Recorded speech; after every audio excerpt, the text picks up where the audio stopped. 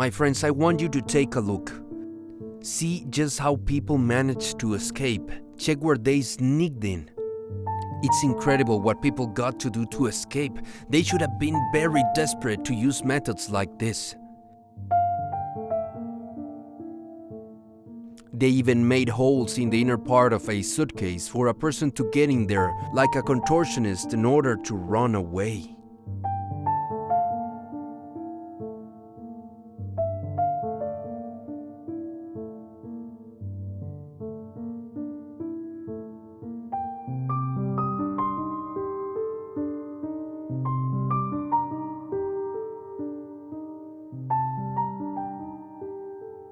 What's up, my friends? Welcome to a new video. For those who don't know me, my name is Gabriel Herrera. My friends, right now we are in Berlin, the capital of Germany. Yes, as you heard that, I was able to finally come to this country with a lot of history. And at this moment we are standing in the Postdamer Platz, a place that was destroyed during World War II and has now become in one of the most modern locations of this city. And it is precisely from this point of the city where we are going to begin the video of today's tour. Being in Berlin and not telling you about the history this country has suffered throughout the years wasn't acceptable for me. I don't know if you knew, but Germany has participated in a lot of world conflicts throughout the years. One of the most recent conflicts was the origin of World War II. After that, and in consequence of it, a really important event happened right in this city of Berlin. What we will exactly be doing today is visiting the most important places to tell you the story of a wall which divided a whole country in two. Before we get there, my friends, I need to show you something I have right behind me.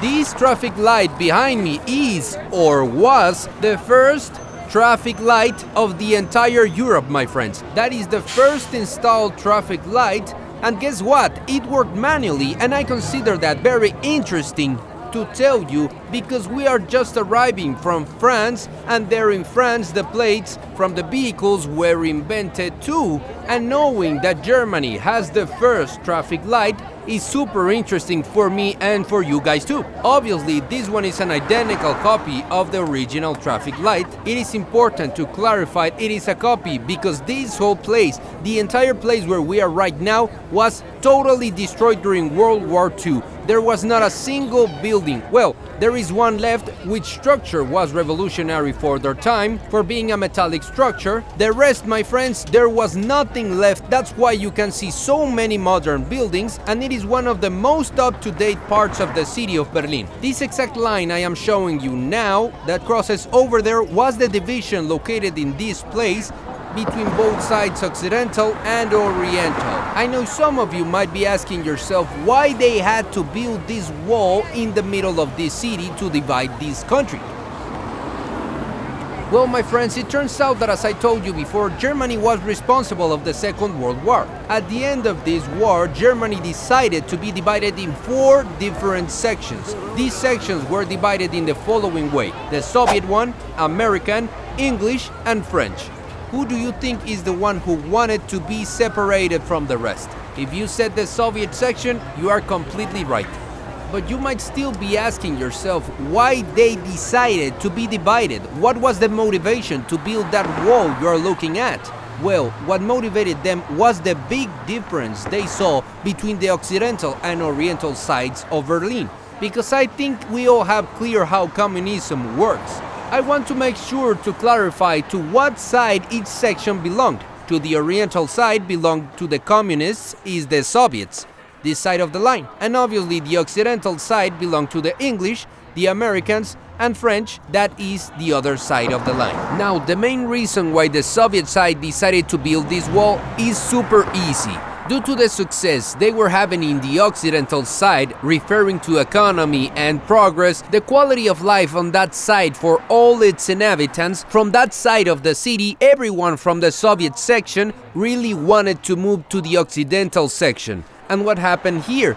The Soviets didn't like that at all because everyone wanted to go over there. And actually, by this point, 3 million people were already gone to that side. I want to show you a little bit closer this part of the wall Check how now it is covered in bubblegum. It is all covered in gum, or however you call it in your country. All of those points you can see there are chewing gum that I imagine that people who passes there pasted. I don't really think it's a good idea to touch it. Another interesting thing to show you is the custom that people have to place padlocks on very important monuments, and this ain't the exception. The Postdamer Platz was considered one of the most conquered in Europe, filled of hotels, restaurants, and businesses. I know that many of you might be wondering when was the wall over there built, and probably you may wonder that if people already knew during the construction of the wall that the city was being divided, why didn't all of them move to this part, or at least all of the ones who wanted to leave from that Soviet section? It turns out that everything was a secret. Nobody never knew the wall was being built. And the wall was actually finished in just one day, specifically one night. It does sound really impossible, but from the night of the 12th of August 1961 to August 13, the wall was totally lifted.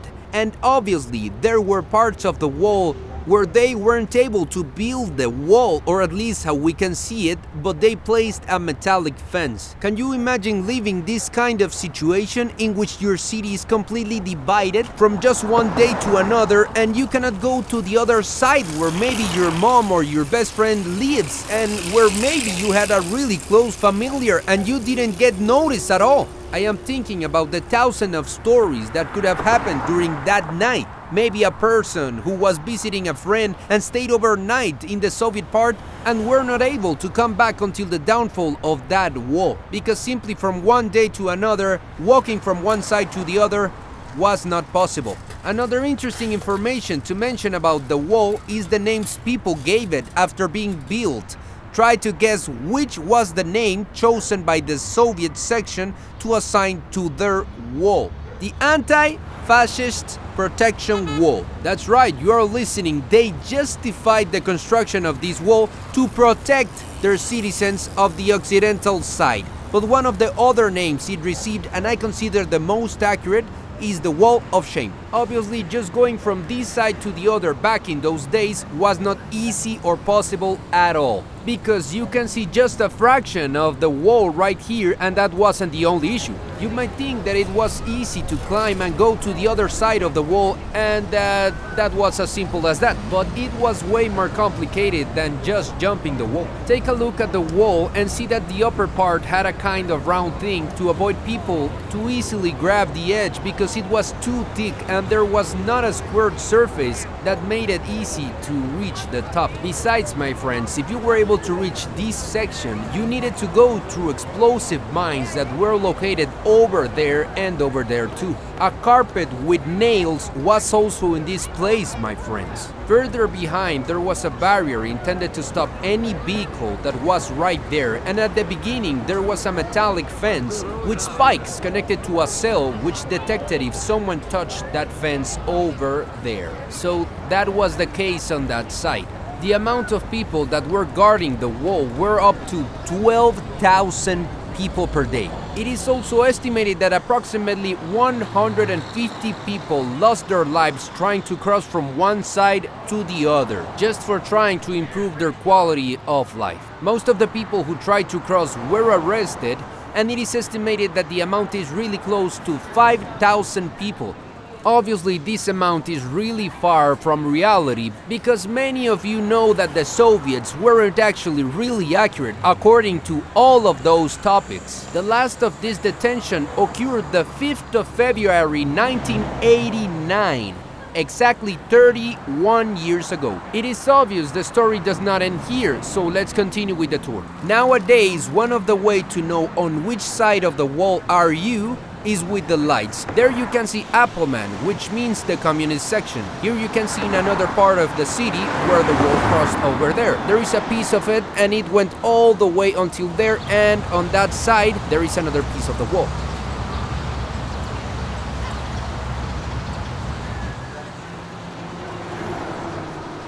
My friends, I have brought you to the most famous security control checkpoint of all. Checkpoint Charlie, we have it right behind of us. All the people from the communist section, the Soviet section, wanted to come to this part right here. And right here, my friends, a lot of people died, but also were able to cross right here with a really creative technique that we'll see a little later, because we will visit the museum that shows the story of what happened right here. The checkpoint you are looking at over there was established in 1945 at the end of the Second World War. That's right, my friends. And it was not dismantled until 45 years after the fall of Berlin Wall. What you can see over here, my friends, was the path to happiness of all the people who wanted to come from the other side back there to this one, and represented by that picture of a Soviet soldier. As you can see, they keep the area intact to remember everything that happened right here. Now you are looking at the original checkpoint, and the American flag is still placed there. On this side we can see exactly how it looked back in the day. Passing through this checkpoint was only permitted to people working on the military and rulers of allied countries. And something I want you to understand is that Berlin was never ruled by its own people for 30 years. You are probably thinking, what is the reason of the name? Charlie comes from the phonics NATO alphabet. Originally, this checkpoint was called Checkpoint C, but to avoid confusion in the radio, because it is sometimes hard to understand through a radio, it is known as Charlie to avoid possible complications. I'll take you right now to the museum at Checkpoint Charlie, where we will find a lot of curiosities, and here they show how people managed to cross that checkpoint, so follow me. My friends, I want you to take a look at this because it is incredible. Check out how people created ways to escape. Look where they hid and how clever they made them disappear inside this trunk. Wow. My friends, this is an example of a successful escape. They got to pass up to 50 people with this kind of vehicles, hiding like that. The thing is, my friends, that they were only able to transport one person per travel, and it had to be a small compartment because the soldiers checked the car very meticulously before crossing.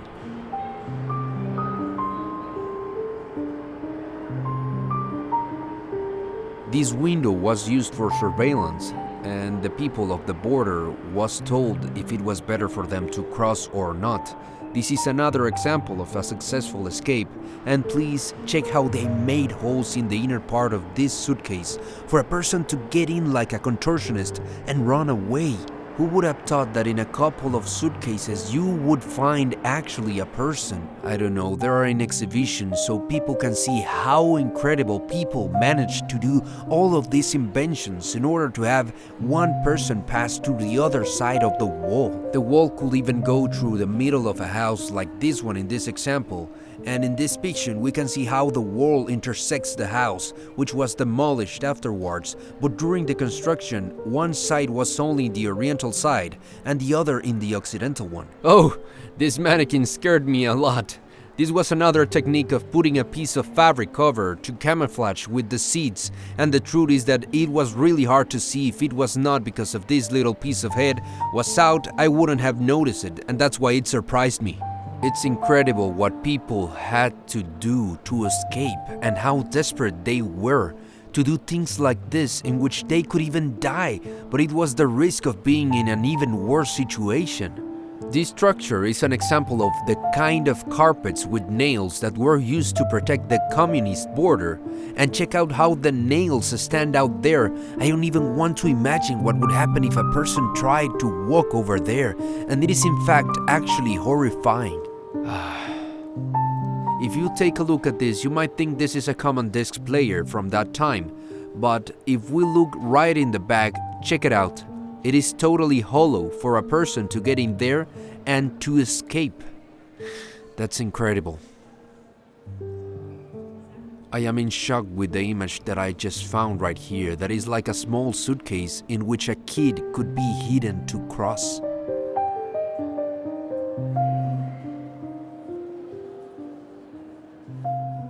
This was another ingenious way used to escape. It is a zip line that was placed from a building to another one, which was quite a drastic measure. And that's right, what you're looking at is a hot air balloon made at home to escape. Boats were also used. Different ways to travel through air like this one.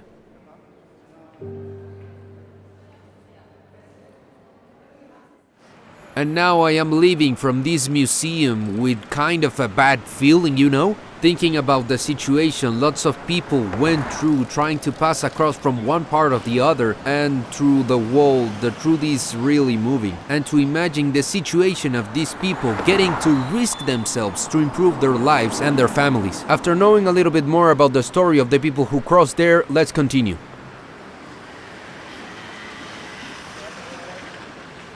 In case you may be wondering why am I standing next to this particular car or the other ones, it's because they have a story. These cars are from the Soviet section of Berlin.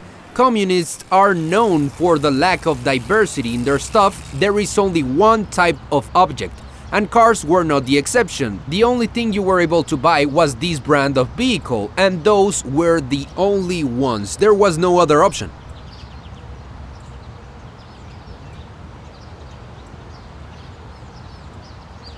I don't know if I already mentioned this, but every part of the wall you have seen before were placed right there, which means they were removed and placed again in the place where they were before. But there is one part of the wall that is intact since its construction day, and it is the one that we can see right behind me. All of these that we can see.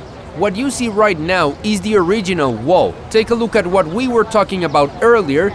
It has a roundish concrete addition at the top to avoid or make it even harder climbing it.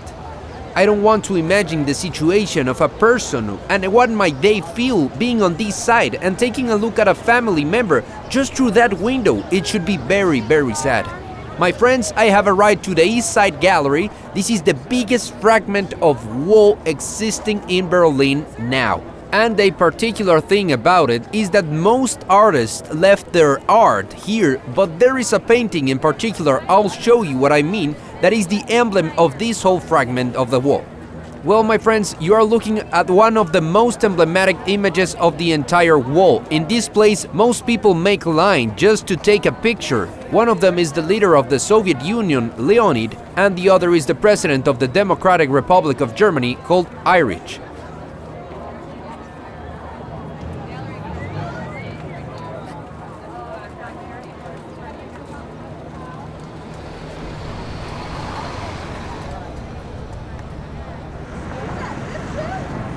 I have brought you right now to what could have been the most representative place of that Soviet Germany, because my dear friends, we're in the television antenna that is right behind me. You can see it right there, that is really, really tall. The tower you're taking a look at was built in 1969 and since then worked as a symbol of the Oriental Germany. We have finally reached the end of this video, this tour inside the city of Berlin, which has so much history and is a big challenge to include everything of its past, but we did our best. I think we can learn a lot today, myself included. I learned a lot of things I didn't know before and let me know a little bit more of this incredible city. Obviously, I live with a really big lesson about people's freedom and what they are capable of doing to recover it and feel free again. It's incredible that even if history repeats itself in different situations and we have seen the results of separating people, dividing countries